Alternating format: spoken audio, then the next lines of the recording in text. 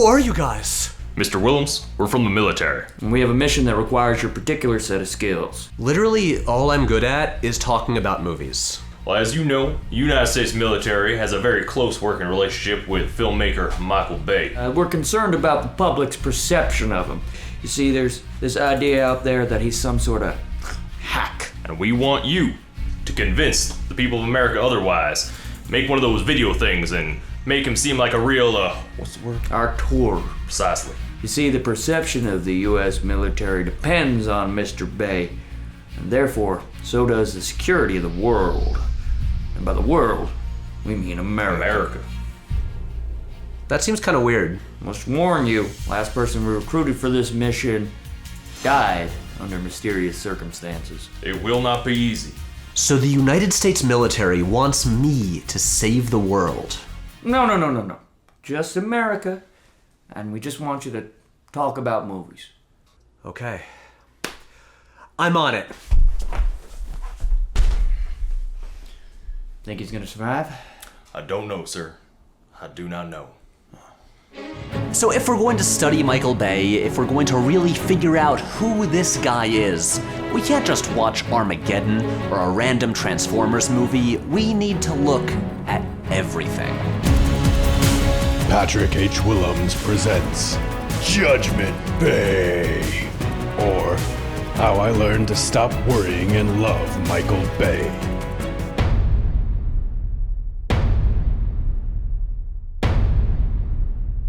These are all ridiculously hyperbolic, but the point is, Michael Bay might be the most hated filmmaker working today. And don't tell me it's Uwe Ball, because no one actually watches that guy's movies. Bay is the go-to director people reference if they're complaining about bad mainstream movies. He is critically reviled. There's an entire song in Team America about how much he sucks. But consider this. There are plenty of mainstream directors who make hit movies that get bad reviews. But no average moviegoer can tell you who Simon West, John Moore, Walt Becker, or Jonathan Liebsman are.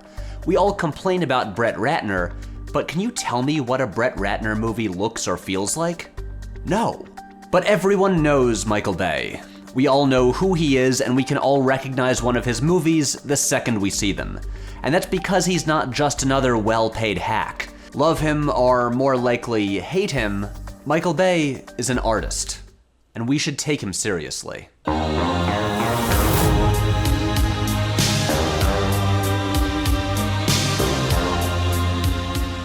Fun fact, Michael Bay went to Wesleyan and was classmates with Joss Whedon. I don't really have a point there. I just think it's fun to imagine them working on student films together. Anyway, Bay's senior thesis film at Wesleyan was called Benjamin's Birthday. It's about a frat boy who gets a yellow Porsche for his birthday and drives it very fast. 9 years later, Bay's first feature film would open with a Porsche driving very fast.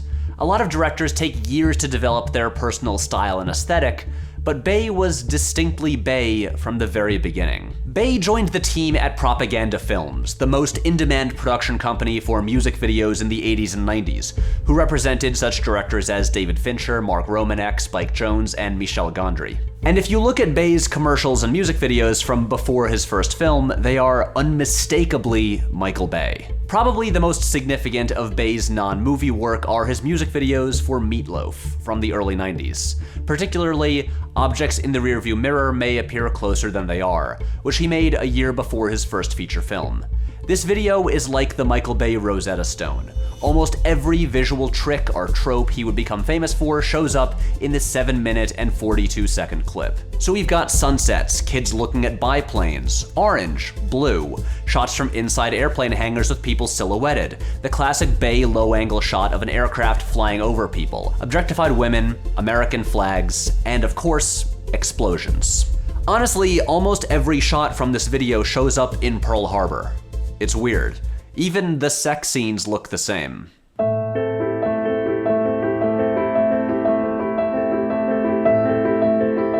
One thing that should not be overlooked is that Bay naturally has an astounding eye for composition, light, and space. His Wesleyan film professor, Janine Basinger, said, quote, "Over the years, I've seen a great deal of material from freshmen, but I have yet to see anything like Bay's high school photos. They were astonishing, revealing an amazing eye for composition, an instinct for capturing movement, and an inherent understanding of implied narrative." Bay's fondness for West Side Story has been widely discussed, as well as his admiration for Steven Spielberg, but beyond some compositional elements, there isn't much of either present in his work. In fact, Bay's storytelling style is entirely at odds with Spielberg's. Instead of extended shots with clear spatial geography, Bay's preference is for rapid cutting and valuing sensation over clarity. One, or more accurately, two of Bay's biggest influences are the brothers Tony and Ridley Scott, who, like Bay, spent years directing commercials before jumping to large-scale Hollywood movies. They brought with them powerful, distinctive visual styles, using multiple cameras equipped with long lenses, atmospheric lighting, striking uses of color, and lots of smoke. Tony, in particular, is almost a precursor to Bay's career, since in the mid-'80s he linked up with producers Jerry Bruckheimer and Don Simpson and started making blockbuster action movies, and in just a few years transformed the way these movies looked. When Tony Scott came on board to direct the sequel, Beverly Hills Cop went from looking like this to looking like this. Tony Scott was the first director to bring the sensibility of TV commercial directing to feature films. Every shot designed for maximum impact, ideas delivered quickly and intensely and clearly, fast, powerful, and sexy. Watch Top Gun, and you'll see the origin of Bay's lighting style, his color palette, and his editing. But his other main inspiration was one of his peers, a co-worker actually. This guy, David Fincher. Fincher was a co-founder of Propaganda Films, and Bay was the first director after the founders who was invited to join the company. Michael kind of worshipped David Fincher. We'd always crack up because Michael would follow David around the propaganda offices. Fincher and Bay became adversaries. It wasn't spoken, but it created a great deal of tension. Fincher was sophisticated. He was inspired by great photographers such as Robert Frank and Horst P. Horst. Bay was a technical genius like Fincher, but he had the mind of a teenager. His sensibility was juvenile. Michael Bay was known as the Little Fincher. Bay borrowed and ripped off several visuals from Fincher videos and assimilated them into his far more bombastic style. But when they began their feature film careers, their paths diverged sharply. In 1995, they each made movies about pairs of detectives. Fincher made Seven, and Bay made something very different.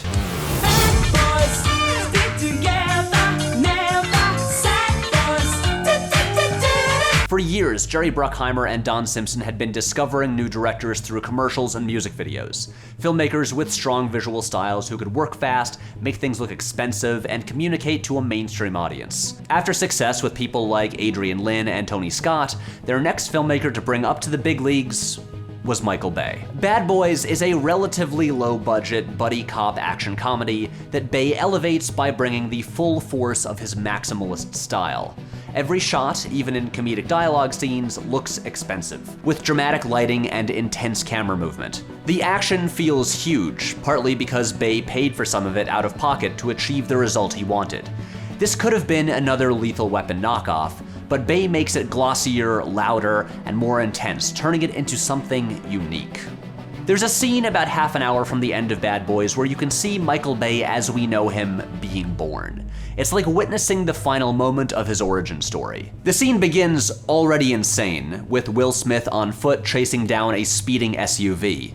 And as it goes on, almost every major element of Bay's filmmaking ethos appears.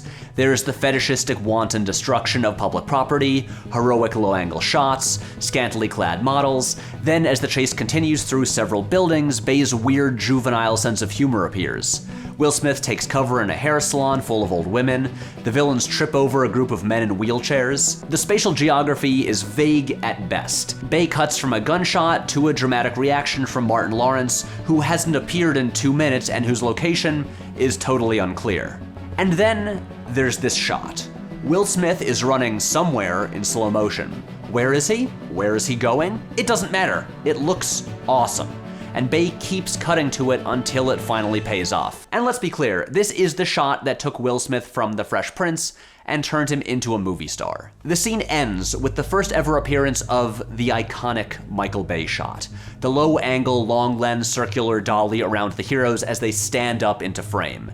This shot feels like the culmination of the entire scene, like Michael Bay is a Pokemon evolving into his final form. And I think it's gonna be a long, long time till touchdown brings me round again to find. After proving himself with a relatively low-budget movie, Bay upgraded with his next project.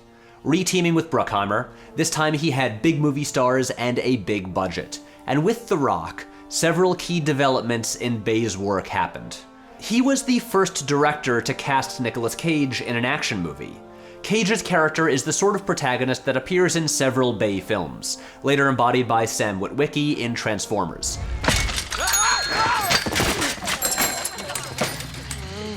Sam?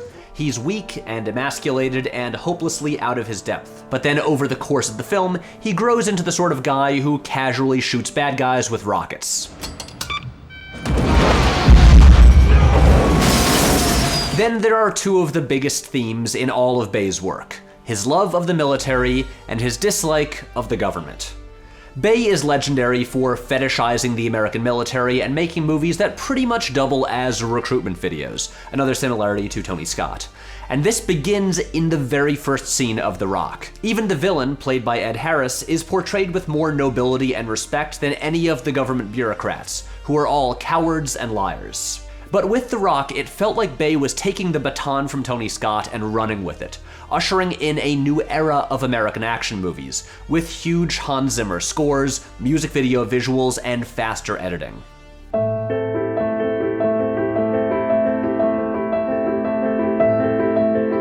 Michael Bay pretty much exclusively makes action movies. It's what he's always done, and it's what he's always going to do. So, how does he actually approach his action? Wait a second. Is this an episode of Blue Flame Special?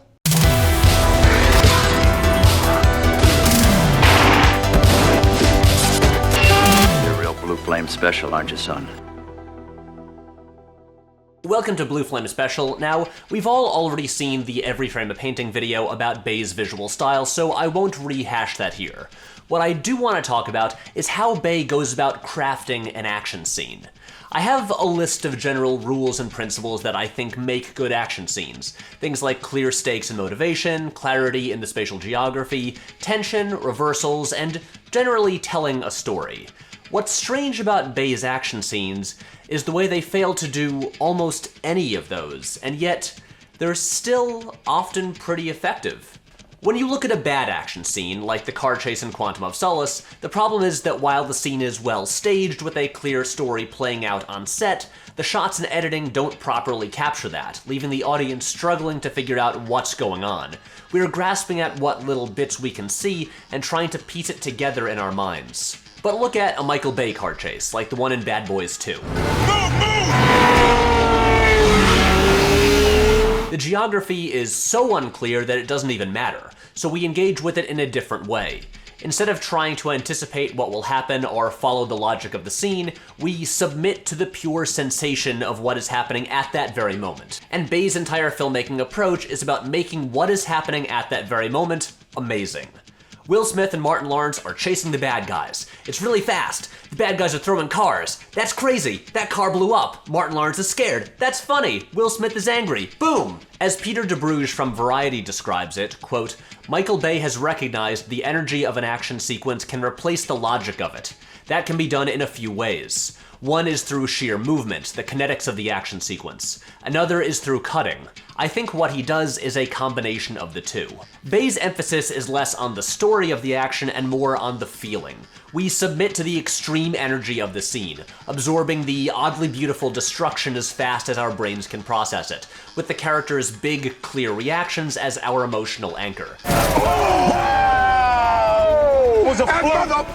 At its best, it becomes sort of abstract art, less a story and more a symphony of color, movement, and destruction. Apparently, Christopher Nolan is a fan of Bay's films, which seems kind of insane, but when you think about it a bit, there are quite a few similarities in their techniques, especially with action. Their action uses largely practical effects and is shot on location, with CG elements added in after. Their action can be chaotic with an emphasis on feeling and implication over geography and clarity. If you tone down the intensity of Bay's action, give it a more naturalistic color palette and lighting style, it's not too dissimilar from Nolan's.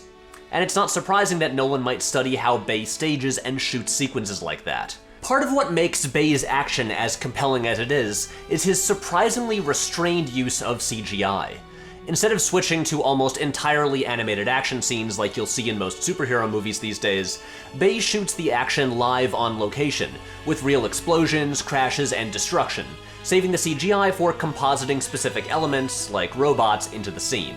If nothing else, there's still the pure joy of watching real things blow up, and it makes the effects look better because most of the scene we're looking at is actually tangible. That said, the Transformers action scenes sometimes tip over into Quantum of Solace territory. Because the designs of the robots are so complicated and similar, and there's so much happening on screen, we're left struggling to figure out who is who, where one Transformer ends and the other begins. If it's people shooting or driving, then sure, that's easy to grasp. But something like this?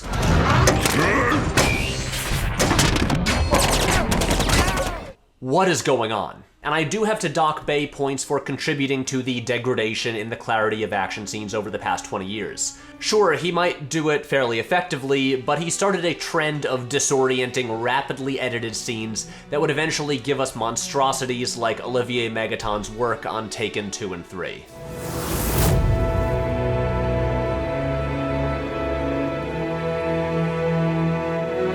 Armageddon opens with narration from Charlton Heston, then the Earth being hit by a massive asteroid, then the title literally exploding. In the first 2 minutes, there are more explosions than in Bay's previous 2 films combined. Until Transformers, Armageddon was probably the film for which Bay was best known. It was the biggest movie of 1998, critics hated it, and it's what turned Bay from an up-and-coming action director to one of the biggest names in blockbuster filmmaking. It's basically another disaster movie, but with the Bay approach, meaning he wipes out New York and Paris as if on a personal quest to one-up Independence Day. Every bit of destruction is pure pornography. The government suits and NASA nerds are weak and ineffectual, and only real men from middle America can save the day. See, he's a salt-of-the-earth guy, and the NASA nerdonauts don't understand his salt-of-the-earth ways, his rough-and-tumble ways. The first half of Armageddon actually kinda rules, and that's because it's pretty much one long commercial. It's non-stop montages where every shot, every moment is awesome. There are destruction montages and getting the team together montages and training montages. Every character is larger than life. All of the scenes of people around the world watching the news look like Nike commercials. I think the movie falls apart when it goes into space. Since then, it's all dark and murky and claustrophobic. Bay is best when using big exterior locations where the sun is perpetually setting, so here his issues with spatial clarity become debilitating problems.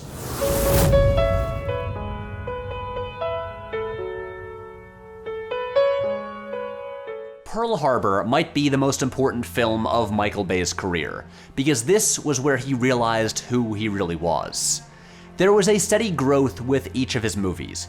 He started with a lower budget R-rated action movie, moved up to a big budget R-rated action movie, then a huge summer blockbuster, and now Bay, along with Bruckheimer, decided their next step was to win some awards. They were gonna make a serious, prestigious, historical epic, a mix of action and romance.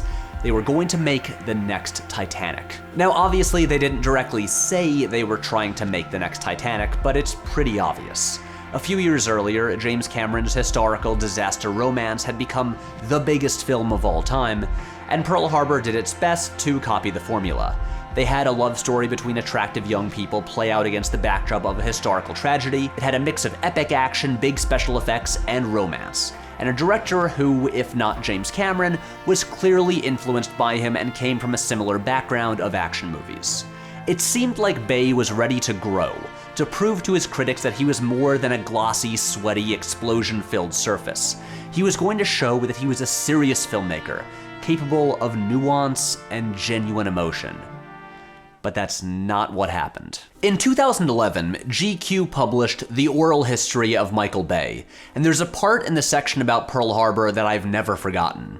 Bay's first assistant director, Casey Hodenfield, says, quote, Michael was saying he was gonna go about the movie differently. He was gonna hold shots longer. He wasn't gonna move the camera as much. This was gonna be like a classic movie. The first day we started shooting, he wasn't using his fast-moving, fast cuts, low shots, his bag of tricks, and it was like watching an Italian speak without his hands. By lunchtime, we're making a Michael Bay movie in the Michael Bay style. And then Michael Bay says, quote, I don't change my style for anybody. Pussies do that. Bay took on a project that called for a director who could tell a classic Hollywood love story, who could devote hours of a film to characters and relationships, who could be sensitive and nuanced. And Michael Bay realized during the production that this wasn't him. Through Pearl Harbor, there's the sense that he's desperately trying to find ways to make the love story interesting. In the first half hour, he constantly injects his brand of broad, cartoonish humor into it. People fall down, have corks shoot into their faces, and get forceful injections in their butts. And as the movie goes on, the dramatic portions feel less like a movie and more like a tourism video for Hawaii, as Bay turns it into a montage of gorgeously composed images. It basically becomes a commercial. Once the actual warfare begins, you can almost hear Bay breathing a sigh of relief, as he stands up and gets to doing what he really signed up for.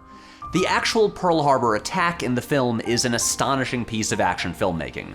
The scale is huge, the visuals are incredible. For Bay, it is surprisingly coherent, following multiple threads through the sequence. Staging something like this is profoundly complicated and difficult, but Bay makes it look easy. The whole thing is awesome and a total blast to watch, which is kind of the problem. This section of the movie is portraying a real-life tragedy. It's a surprise attack that killed 2,400 Americans. This should be a sobering, upsetting scene, but it plays as a fun, kick-ass action movie. These characters were real people who died, and Bay is having the time of his life blowing them up. I mentioned that this movie wants to be Titanic, but it forgets that Titanic is a tragedy. This movie feels like the pitch was, what if Titanic, but we win at the end?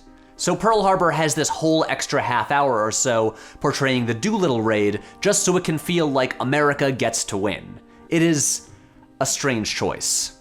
The truth of Pearl Harbor is that Michael Bay was not the right guy to make this movie, and I think he would be the first to admit that. This was a film that called for a director who could tell a story about people. But that's the problem. See, Michael Bay doesn't care about people.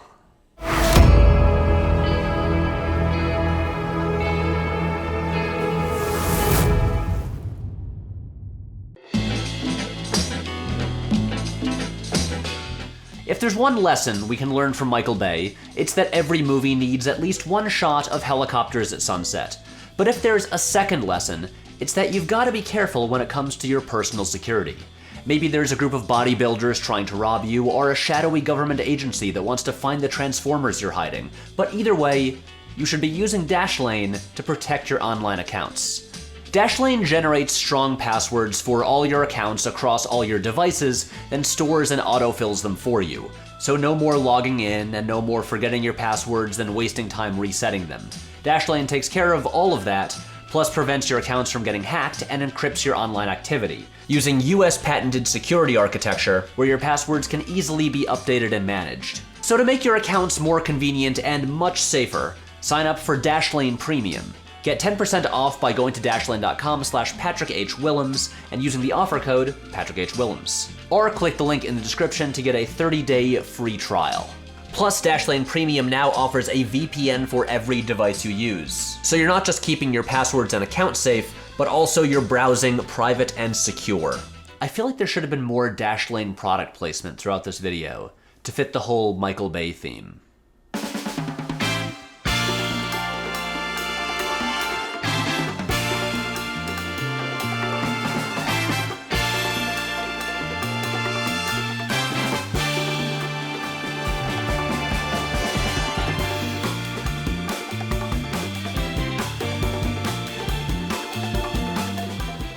Hey guys, welcome back and thank you so much for watching. And as you can see, this video got so big and out of control and Bay-sized that I had to split it into 2 parts. Part 2 comes out in exactly 1 week, next Wednesday, and this feels kind of appropriate for Michael Bay, honestly, for this whole thing to just become excessive and bigger than I could manage. Part 2 covers the latter half of Bay's career after Pearl Harbor, and that's when I think things get really interesting and he comes into his own as a filmmaker. So stay tuned for that, and I will see you next Wednesday.